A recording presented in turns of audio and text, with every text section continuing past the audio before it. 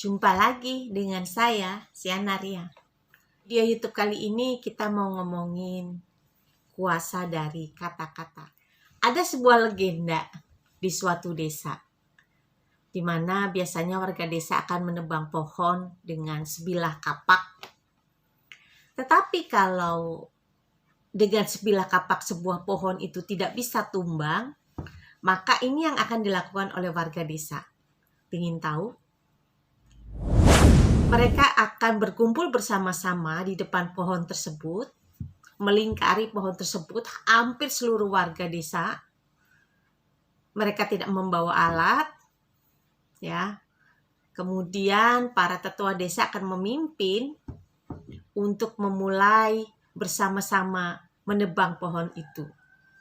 Bukan dengan sebilah kapak atau beramai-ramai memotongnya dengan kapak. Mereka akan memaki, mencemooh, mengumpat, mengatakan hal-hal yang negatif, mengeluh tentang apapun di depan pohon itu. Jadi pada saat mereka berangkat, mereka sudah mempersiapkan kata-kata dendam, yang kesumat, segala yang negatif, segala apa yang menjadi ganjalan orang tersebut, ganjalan orang-orang yang datang di depan pohon itu. Mereka akan melakukannya selama berhari-hari.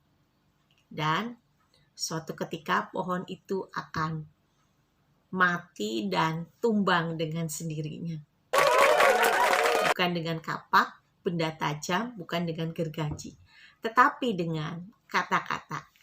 Kita juga pernah mendengar eksperimen percobaan. Ada dua kecambah yang diperlakukan secara sama. Jadi dikasih air pun sama. Tetapi ketika dirawat selama masa pertumbuhan itu, yang satu kecambah pertama diberikan kata-kata yang positif, pujian, misalnya seperti ini. Hai kecambah, tumbuhlah dengan besar, supaya nanti kalau besar kami makan, kecambahnya jadi enak, menyehatkan, membuat anak-anak kami sehat, dan seterusnya. Kata-kata yang positif, pujian yang membangun. Tetapi perlakuan untuk kecambah yang kedua, umpat secara habis-habisan oleh yang memelihara. Misalnya, pandemi nggak selesai-selesai gara-gara kamu nih ya. Kalau kamu tumbuhnya lama, kami bisa mati gara-gara pandemi. Kalaupun kami tidak mati gara-gara pandemi, ya mati gara-gara kau. Karena tidak menghasilkan buah, tidak bisa tumbuh dengan baik. Jadi sebelum kau berguna, mati saja. Ya, dan kata-kata lain. Saya tidak bisa mencontohkan kata-kata yang buruk karena memang tidak biasa mengatakan yang hal buruk. Tapi kita bisa bayangkan kira-kira hal buruk apa yang bisa ditreatment ke kecambah yang B ini. Dan apa yang terjadi. Kecambah yang A, yang dikata-kata baik, yang diberikan kata-kata membangun, dia bisa tumbuh dengan baik, dengan cepat. Tetapi kecambah yang B, yang diperlakukan dengan kata-kata yang jelek, makian dan sebaliknya, dari yang pertama, dia menjadi mati pada hari yang kesekian. Dari dua cerita ini kita belajar, ya, dari pohon yang tumbang besar dengan makian dan kecambah yang dimulai pertumbuhannya, bahwa apapun yang kita katakan itu akan bisa membangun atau membunuh, mematikan orang lain juga. Jadi kita berhati-hati dengan setiap perkataan kita. Demikian juga di dalam kehidupan kita. Kalau kita suka mengatakan yang positif, yang membangun terhadap diri sendiri, maka jiwa kita, bahkan tubuh kita pun ikut terbangun. Percaya nggak? Coba kita praktekkan di dalam hari-hari ke depan. Kita praktekkan selama sebulan, kita membangun diri kita sendiri dengan kata-kata yang positif. Wah, kamu hebat. Meskipun banyak tekanan selama masa pandemi ini, banyak persoalan, tetapi kamu pasti bisa melewati.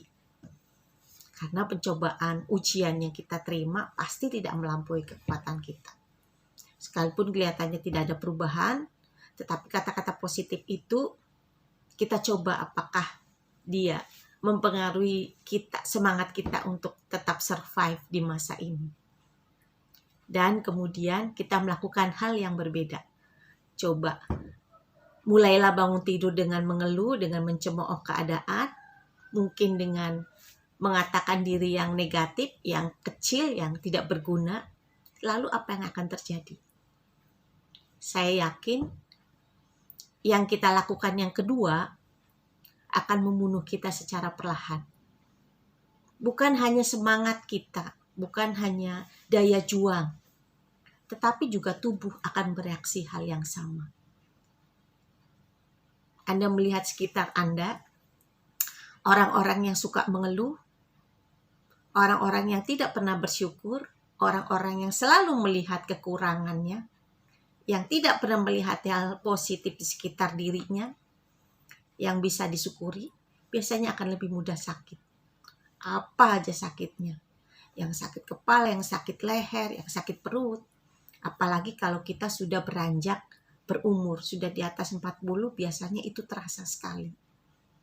Jadi dari cerita ini kita belajar bahwa gunakanlah setiap kata-kata kita untuk membangun diri kita sendiri, dan juga bukan untuk diri kita sendiri.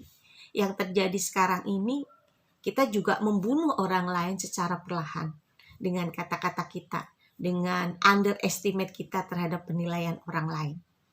Dan di masa digital ini, bukan hanya ucapan secara visual, secara verbal, tetapi juga mungkin ucapan kita secara lisan yang kita share di media sosial.